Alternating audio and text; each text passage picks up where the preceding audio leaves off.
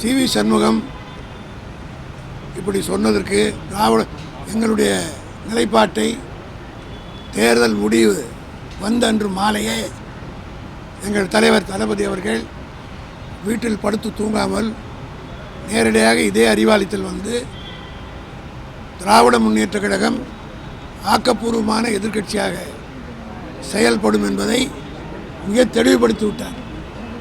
அதோடு மட்டுமல்ல, அடுத்த நாளே 5ஆம் தேதியே தான் போட்டியிட்ட கொளத்தூருக்கு சென்று வாக்காளர்களுக்கு நன்றி தெரிவித்து விட்டார்.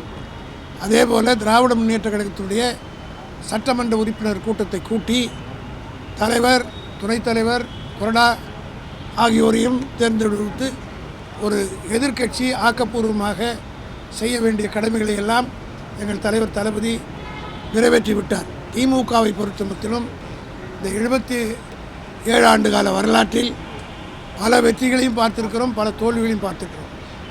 தமிழ்நாட்டினுடைய வரலாற்றில் இல்லாத அளவுக்கு 234 தொகுதிகளில் 220 தொகுதிகளில் எங்களுடைய கூட்டணி தலைவர் கலைஞருடைய தலைமையிலே தனியாக திமுக 184 இடங்களிலும் கூட்டணியோடு சேர்த்து 220 இடங்களிலும் வெற்றி பெற்று சரித்திரம் படைத்த திமுக இதுவரையில் அந்த ரெக்கார்டை உடைக்க யார் வரும் முடியவில்லை.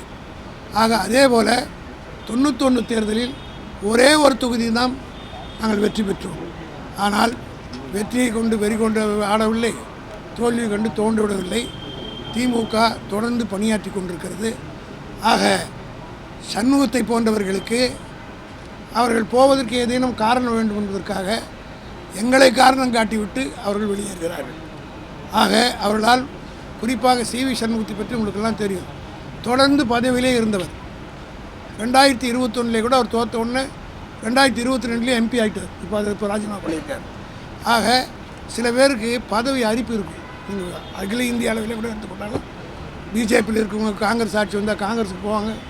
காங்கிரஸில் எங்களோட ராஜ்யசபாவில் 5 பேர் காங்கிரஸ் தான் பிஜேபியோட மந்திரியாக ஆகிட்டாங்க. இதெல்லாம் வடநாட்டில் இந்த கட்சி மாறுகிற கலாச்சாரங்கள்லாம் இருந்தது.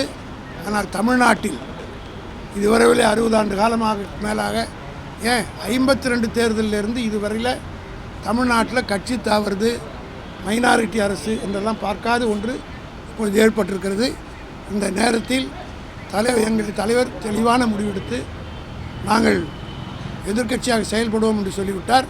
இன்றைக்கு எங்களுடைய கட்சியின் சார்பில் எதிர்க்கட்சி தலைவராக இருக்கிற உதயநிதி ஸ்டாலின் அவர்களும் தெளிவாக சட்டமன்றத்திலே தன்னுடைய உரை ஆற்றியிருக்கிறார். ஆகவே அவர்கள் உடைவதற்கு எங்களை காரணம் காட்டுவது என்பது அவர்கள் திசை திருப்பதற்கு மட்டுமல்ல, ஏதோ ஒரு காரணத்தை தேடிக்கொண்டு அந்த காரணம் போவதற்கு முடிவு எடுத்து விட்டாங்க. பழமொழி சொல்லுவாங்க, எவ்வளோதான் நீ பூட்டி ஒருத்தர் வச்சாலும் ரொம்ப நாளுக்கு வச்சுருக்க முடியாது, அது கதை உடச்சிட்டு போவான்னு சொல்லுவாங்க. அதுபோல் இவர்கள் பூட்டி வைக்கப்பட்டிருக்கிறவர்கள் கதையை உடைத்து கொண்டு போவதற்குரிய காரணங்களை தேடி அடைகிறார்கள். அதற்கும் திமுக எந்த காலத்திலும் இப்படிப்பட்ட ஒரு முடிவை நான் முதல்ல தேர்தல் முடிவு வந்தோடனே சொன்னேன்.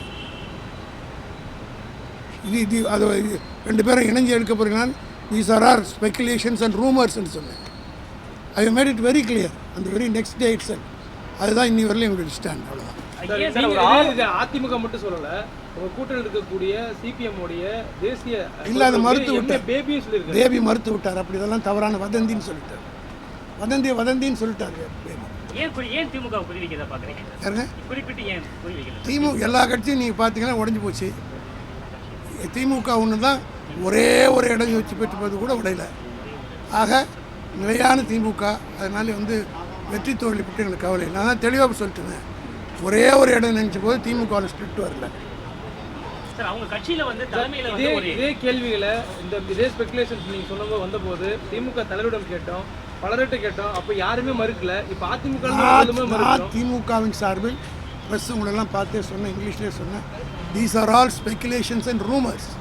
And the very next day itself we have cleared our position. That stands for it.